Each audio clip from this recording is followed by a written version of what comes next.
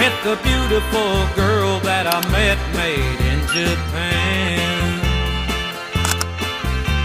The beauty of her face was beyond my wildest dreams. Mengapa sesuatu yang ditampilkan di media sosial seringkali terlihat lebih menarik daripada kenyataan yang sebenarnya? Dan mengapa banyak orang yang merasa perlu mendapatkan likes, view, atau followers sebagai bentuk pengakuan sosial? Sekilas hal tersebut terlihat biasa, namun jika diamati lebih jauh, fenomena tersebut menunjukkan adanya perubahan besar dalam cara manusia menjalani kehidupan sosialnya. Di era digital sekarang, kehidupan manusia tidak hanya dipengaruhi oleh kebutuhan nyata, tetapi juga oleh perhatian publik, citra, dan representasi yang dibangun melalui media. Kehidupan pribadi yang dahulu dianggap sebagai ruang personal, kini dapat menjadi konten yang menghasilkan keuntungan. Penampilan seringkali lebih diperhatikan daripada kenyataan yang sebenarnya. Bahkan dalam banyak situasi, apa yang ditampilkan media terasa lebih nyata dan lebih meyakinkan dibanding realitas itu sendiri. Akibatnya, manusia modern tidak hanya hidup dalam dunia nyata, tetapi dalam hidup yang dipenuhi simbol, citra, dan konstruksi media. Fenomena inilah yang kemudian dijelaskan oleh para ilmuwan sosial melalui konsep komodifikasi, simulakra, dan hyperrealitas. Melalui konsep-konsep tersebut, kita dapat memahami bagaimana media dan teknologi digital tidak hanya mengubah cara manusia berkomunikasi, tetapi juga mengubah cara manusia memandang dirinya sendiri, orang lain, dan realitas yang ada di sekitarnya. Oleh karena itu, kami akan membahas lebih lanjut mengenai komodifikasi, simulakra, dan hyperrealitas, serta relevansinya dalam kehidupan masyarakat modern saat ini.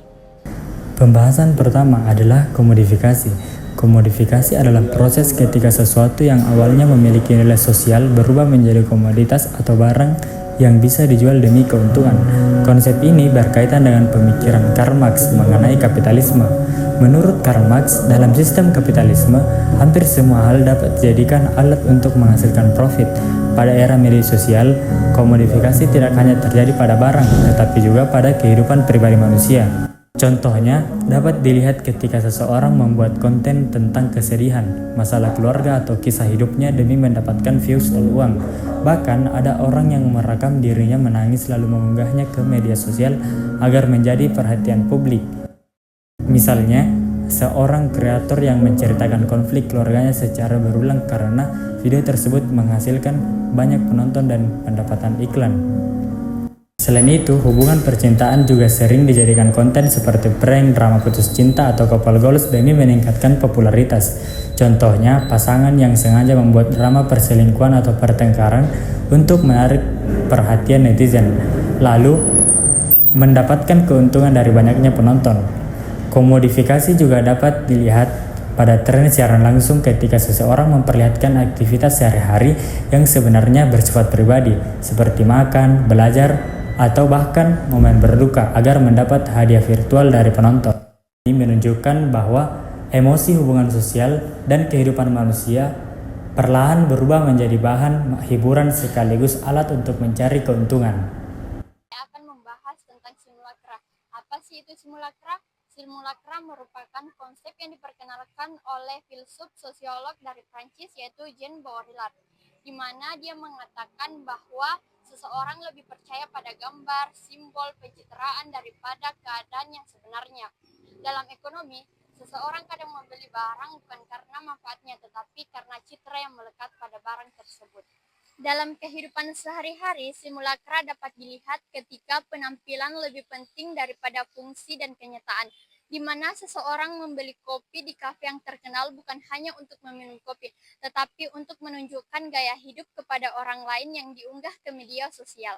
Contoh lain seperti budaya flexing atau pamer kekayaan di internet, di mana beberapa orang memperlihatkan kehidupan yang terlihat mewah ke media sosial, meskipun kondisi sebenarnya belum tentu seperti yang ditunjukkan. Dalam sosiologi ekonomi, simulakra menjelaskan bagaimana kegiatan ekonomi saat ini sangat dipengaruhi oleh iklan, media, teknologi digital, sehingga Seseorang membeli suatu produk karena pengaruh tren dan pencitraan yang mereka lihat di media sosial. Seseorang membeli pakaian bermerek, gadget terbaru, dan makanan viral agar terlihat mengikuti tren dan mendapatkan perhatian dari orang lain.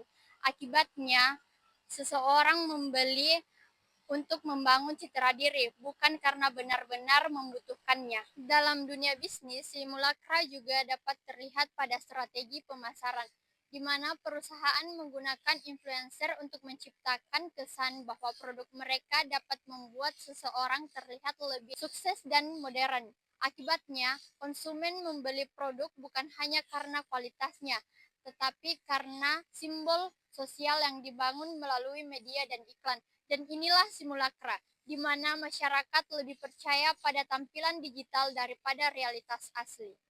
Hyperrealitas merupakan kondisi yang dimana ketika batas antara kenyataan kehidupan sosial dan rekayasa media sosial semakin kabur atau semakin buram, sehingga manusia sulit membedakan mana yang asli dan mana yang palsu atau simulasi. Konsep ini juga digagas oleh Jean Baudrillard, yang dimana hyperrealitas ini merupakan sesuatu yang dibuat oleh media, kadang lebih nyata dibandingkan apa yang ada sebenarnya. Sebagai contohnya itu dapat kita lihat dari perkembangan teknologi AI, yang dimana perkembangan teknologi AI ini semakin berkembang, yang dimana teknologi AI dan deepfake ini mampu membuat video atau suara palsu yang sangat asli. Tanggapan soal pejabat kena OTT? Lah, gue aja baru belajar merangkak, mereka udah merangkak ke duit rakyat. Selain dari perkembangan AI ini, dapat kita lihat juga di zaman sekarang, yaitu adanya tren standar TikTok, yang dimana media sosial membuat banyak orang merasa hidupnya kurang sempurna karena terus membandingkan dirinya dengan kehidupan orang lain. Padahal kenyataannya, orang-orang yang mengupload video atau kebersamaannya itu di media sosial sangat berbanding terbalik dengan apa yang ada di realitasnya. Pemikiran ini juga berkaitan dengan teori Debord tentang Society of Spectacle, yaitu masyarakat yang lebih fokus pada tontonan dan pencitraan orang lain dibandingkan pemahaman realitas yang sebenarnya. Akibatnya, manusia modern seringkali lebih percaya pada apa yang viral di media sosial daripada apa yang benar-benar nyata. Kali ini saya akan membawakan materi Society of Spectacle dan dampak sosial. Fenomena ini juga berkaitan dengan teori Society of Spectacle dari Guy Debord. Menurut teori ini, masyarakat modern lebih fokus pada tontonan dan pencitraan dibanding memahami realitas yang sebenarnya. Saat ini banyak orang lebih tertarik pada sesuatu yang viral dibanding sesuatu yang benar. Informasi yang menarik perhatian biasanya lebih cepat dipercaya walaupun belum tentu akurat. Contohnya dapat dilihat dari budaya flexing atau pamer kekayaan di media sosial. Banyak orang membeli barang mahal, nongkrong di tempat mewah, atau membuat konten lifestyle demi membangun citra sosial. Akibatnya masyarakat menjadi semakin konsumtif dan mudah terpengaruh oleh media. Banyak orang merasa harus mengikuti standar kehidupan yang ditampilkan di internet agar tidak dianggap tertinggal. Dari penjelasan tadi, bisa kita simpulkan bahwa media sosial telah membuat manusia hidup di antara realitas dan pencitraan. Tidak sedikit orang yang akhirnya lebih sibuk terlihat bahagia di internet dibandingkan benar-benar menikmati kehidupannya secara nyata. Oleh karena itu, penting bagi masyarakat untuk lebih bijak menggunakan media sosial, tidak mudah percaya pada standar kehidupan di internet, dan lebih menghargai kehidupan nyata dibanding validasi digital.